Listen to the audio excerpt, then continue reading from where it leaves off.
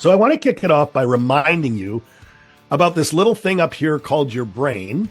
It weighs 2.5 to 3 pounds, and it's responsible for everything you do. And that's why we like to say that your mind is like a fertile garden, and your thoughts, my friends, are the seeds. So my first question to you is, are you planting powerful, positive thoughts about what you're capable of doing, or negative thoughts about why real estate's so hard, why life's so hard, why my significant other is, so fill in the blank here, or whatever.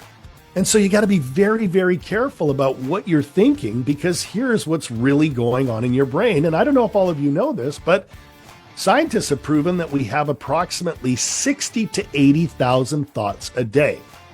Now get your heads around that. 60 to 80,000 thoughts a day. And again, some of them are conscious, but most of them are subconscious, right? And unfortunately, around 75% of those thoughts are negative or are survival based. So right away, we're behind the 8 ball. And when my clients come to me, sometimes they're not only, 75% or 80% or 60%, they don't believe that they can change it. They don't believe that they can rewire their brain. And that's where I come in, because, further to that, if you really think about it, that 90% of the thoughts that you're having today were the same thoughts you had yesterday. And would you believe that they'll be the same thoughts you have tomorrow and the next day and the next day? So what's the point, Trevor? Well, because we have so many references to the past than we do the present or the future, we tend to focus on the past because of how familiar it is and how it makes us feel. So a lot of times my clients will say, well, I tried this, or yesterday I had a call with a broker, or I did a webinar to raise capital, right? And they're only thinking about living in the familiar past instead of seeing the past as exactly that, the past, and getting into the present to create what we call the predictable future. Now that might have went by really quick, so let me say it again. My friend, sometimes you got to get out of the familiar past to step into the moment, step into the present to create what we call the predictable future. Not just the future, but if you really think about what you're doing today, it should lead to you having a better tomorrow. And tomorrow will lead to a better next day and next day and next day. So you got to really own that moving forward. And I'm telling you, one of the toughest things that we're up against are what we call ants. Now, if you're not familiar with what ants are, write this down, because ants, my friends, are called automatic negative thoughts. Yes, ants are automatic negative thoughts, and we've all got them. We've had ants scurrying around in our heads, some of us for 20 years, 30 years, 40 years, 50 years, 60 years. I mean, I'm in my early 50s. There's me giving away my age, and I don't know how old all of you are on the call, and I'm not going to ask you, but can you think about all the ants that have come from your beliefs, or what somebody told you you could or couldn't do, or what your parents said, or your grandparents said, or your teacher said, or what the president of the United States said or didn't say? Because again, these ants are really taking you out of the game. And today we're going to stop the ants. It's like we're going to get a can of spray and Raid, and we're going to spray the ants in your head. And here's how we're going to get that started. Because you got to learn to stand guard at the door of your mind. And that's an old Jim Rohn quote. I'll let you write that down. I'll have a sip of water. You got to stand guard at the door of your mind, which means you just don't let everything in that comes near you. You have to discern. You have to decide. And if you look up the Latin root of the word to decide, it means to deduce or to cut off from. I'll say that again. If you look up the Latin root of the word to decide, it means to deduce or to cut off from. So what negative thinking do you need to cut off from? What's something somebody said to you yesterday or this morning? I know it's early for most of us on the Pacific Coast, but it is afternoon on the East Coast. But what did somebody say to you where there was a negative ant that just started scurrying around your brain? And did you have to accept that as truth? Or could you really think about whether you want to react to that, or should you choose to respond to it? And here's what most Americans are doing. And we don't need to pick on the Americans, pick on the Canadians, pick on the Australians, pick on the Brits, pick on the Asians. We can pick on everybody. but everybody is literally running around allowing everyone else to absolutely get their ants running amok. And it shouldn't be that way. And here's how we're going to start by taking back control of those ants. And it's a formula that I want you to really understand that I teach, where it might seem a little confusing at first, but once you get it, boy, is it an amazing formula. And there's really 6 letters that make up this formula, and it's called TFEMAR.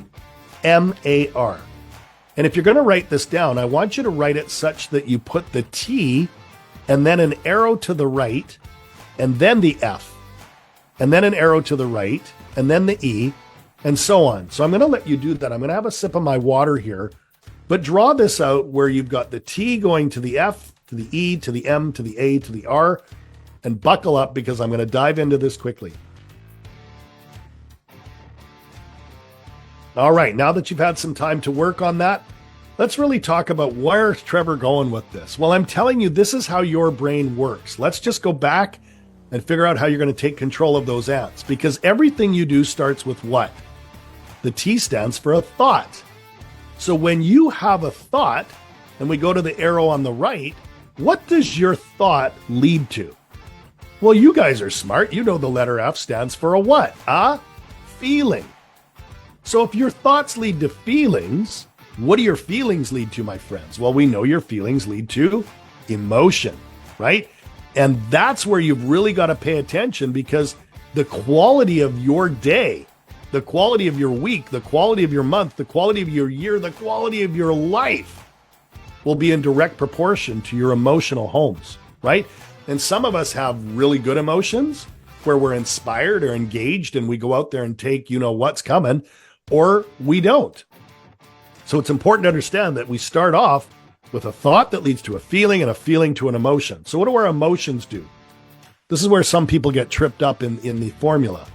Well, the M stands, my friends, for motivation, right? Because if your thoughts lead to feelings and your feelings to emotions, guys, your emotions are either going to motivate you to sit on the couch and watch Netflix, or it's going to motivate you to get out there and go buy a building, go buy an apartment, go do something, you know, with a duplex or self-storage, assisted living, mobile home parks. I've got clients in 37 different U.S. states right now, and they're in every asset class you can imagine.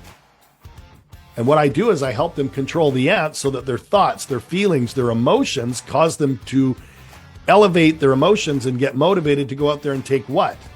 Well, you know what this one is. It's action. And if you go out there and take action, what do you get? Well, we know you get a certain result. So what's the point, Trevor? Here's the point. Guys, watch the screen, because if we reverse engineer this and we go backwards, here's what this looks like. If you want to get a certain result, you got to take action. Well, how do you take action? Well, you got to get motivated. How do you get motivated? Well, there's the big one. You got to elevate your emotions. It doesn't matter what's going on around you. It doesn't matter what somebody said to you. You're in charge of that beautiful brain of yours, and you're in charge of your emotions. And how do you control your emotions? Well, you control how you feel. And how do you do that? Well, it all starts with a thought. So if you really think about it, guys, your thoughts really do produce your results, right? And so I want to give this to you so that you can put it on a Post-it note. You know, I'm a big believer in colorful Post-it notes. In fact, I think I keep 3M in business because I oftentimes will write quotes, formulas, you know, thoughts on Post-it notes, and I'll stick them all over the beautiful home we live in. Drives my wife crazy sometimes, Lisa, but I'm telling you, when I see these things consciously and subconsciously, and I know Rob posts a lot of stuff and he's big into signage and his homes in Vegas or San Diego or wherever he is, I'm telling you, this stuff really does matter. So I want you guys to own the TFEMAR methodology, and remember that starting today, you're going to take back control of your thoughts, which are going to help you to get to your results. And the bottom line is, you know, if you do this starting today and you're aware of it, and awareness is the key word, watch what it does in everything that you do. It'll start to compound. It'll start to show up in real estate. It'll start to show up in broker conversations. It'll start to show up when capital raising, underwriting, running the assets. I mean, every single thing we do in real estate, but it'll also, you know, support you outside of real estate as well.